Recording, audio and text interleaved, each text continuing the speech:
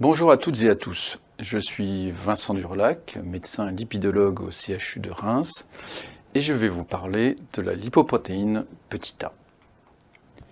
Cette lipoprotéine a une structure très particulière. Elle associe en effet une particule LDL, que vous voyez à gauche de cette diapositive, qui est riche en cholestérol estérifié, et qui, on le verra, est très directement liée au risque de développer des lésions artérielles dites d'athérosclérose.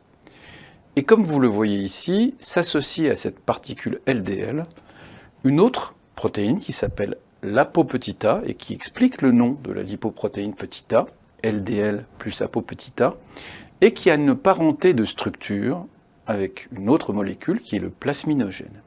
Et on va le voir, le plasminogène intervient dans les phénomènes de fibrinolyse, c'est-à-dire de dissolution du caillot, et cette lipoprotéine petit a peut donc interférer avec les phénomènes de fibrinolyse et la constitution d'un caillot. Cette lipoprotéine petit a, comme vous le voyez avec mes petites chèvres favorites, se transmet de manière fortement génétique.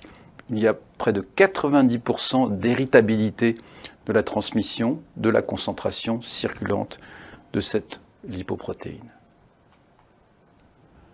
Est-ce qu'on peut la mesurer dans le sang? Oui, de manière très simple, par des dosages plasmatiques, qui sont des dosages immunologiques, qui utilisent des anticorps qui sont dirigés spécifiquement vis-à-vis des isoformes dont nous héritons de notre père et de notre mère, de l'ApoA. On exprime sa concentration en grammes par litre. Un gramme par litre fait 100 mg par décilitre. Et les experts préfèrent utiliser une autre unité de dosage qui sont les nanomoles. 1 gramme fait 250 nanomoles.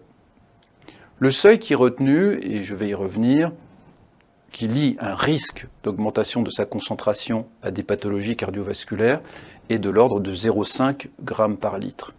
Mais les experts reconnaissent qu'entre 0,3 et 0,5 g par litre, il y a une zone dite grise pour laquelle on s'interroge. Comme vous le savez, on peut évaluer le mauvais cholestérol LDL par une formule de calcul. Et quand la LP petit a est de manière associée augmentée, on peut corriger ce calcul du LDL en retranchant 0,3 fois la masse de LP petit a. Il faut savoir par ailleurs que c'est un dosage qui, malheureusement, dans l'état actuel, n'est pas remboursé, et il en coûtera 17 à 20 € à ceux qui font les dosages. Par ailleurs, il existe toute une série d'autres techniques qui abordent la LP petit a, qu'elles soient génétiques ou autres, pour évaluer sa concentration ou son impact sur la santé, et également des recommandations, soit françaises, la NSFA, soit européennes, concernant les modalités de son dosage. Sa concentration plasmatique est très variable. Elle peut aller de 0,01, vous le voyez, à 3 g par litre, avec une médiane qui se situe aux environs de 0,2 g par litre. Mais ce qu'il faut garder à l'esprit, c'est qu'il peut y avoir, vous le voyez ici, plus de 25% de cette cohorte coréenne de patients qui ont des valeurs à plus de 0,3 g par litre, et pour 14% d'entre eux à plus de 0,5 g par litre. Cela veut dire qu'en France, nous avons de 9,6 à 13 millions de sujets qui ont une concentration de LP petit a supérieure à 0,50 g, et vous voyez donc l'importance du sujet. On sait par de nombreuses études scientifiques que la LP petit a est un facteur de risque causal, génétiquement déterminé et indépendant de maladies cardiovasculaires. Ce sont des études d'observation puis de cohortes sur des grandes populations nord-américaines ou européennes qui l'ont bien montré, à gauche de ce diagramme, et des études génétiques qui l'ont complété et confirmé.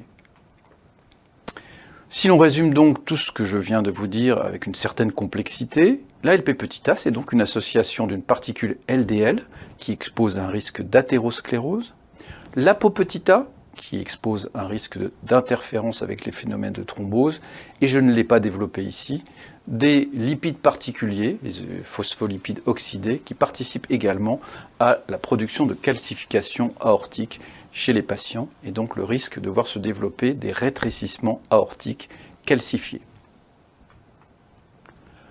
Peut-on traiter la LP petit a, et en l'occurrence la faire diminuer comme on le fait avec le LDL cholestérol? Eh bien, les thérapeutiques que vous utilisez actuellement pour faire baisser le cholestérol, et en particulier les statines, mais aussi les fibrates, les étimibes, la cholestéramine, qui sont des médicaments qui font baisser le cholestérol, n'ont aucun impact sur la réduction de la Lp petit a.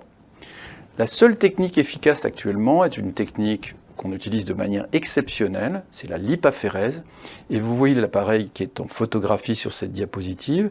Il permet d'épurer les particules LDL ou Lp petit a du sang et d'en réduire sa concentration de 60 à 75%. Il en coûte 1 400 € par séance. Il y a actuellement moins de 150 patients qui bénéficient de cette technique en France.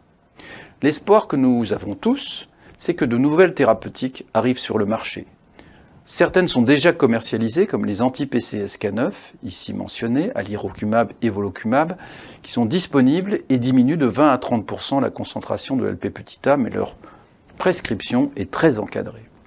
Sont à venir des oligonucléotides antisens et des siRNA, qui sont des petites molécules qui s'utiliseront de manière injectable et qui sont susceptibles de réduire la concentration de Lp petit a de 90 à 95%. Ainsi, en conclusion, on peut dire que la Lp petit a est une lipoprotéine athérothrombogène dont la concentration est génétiquement déterminée. Elle implique un risque élevé d'athérothrombose chez l'adulte, de sténose valvulaire aortique chez le sujet âgé et d'AVC chez l'enfant. Vous le voyez, ces mécanismes d'action sont complexes et partiellement élucidés, mais son dosage est simple, bien que non remboursé en France, et il reste le meilleur prédicteur de risque cardiovasculaire. Annette s'en préoccupe légitimement car elle s'inscrit dans une problématique identique à celle de l'hypercholestérolémie familiale, qui est celle d'une LDL particulière et génétiquement déterminée. Les enjeux, c'est de pouvoir dépister systématiquement la concentration de l'Lp petit a avec un dosage remboursé et d'avoir recours à des nouvelles thérapeutiques à venir. Je vous remercie de votre attention.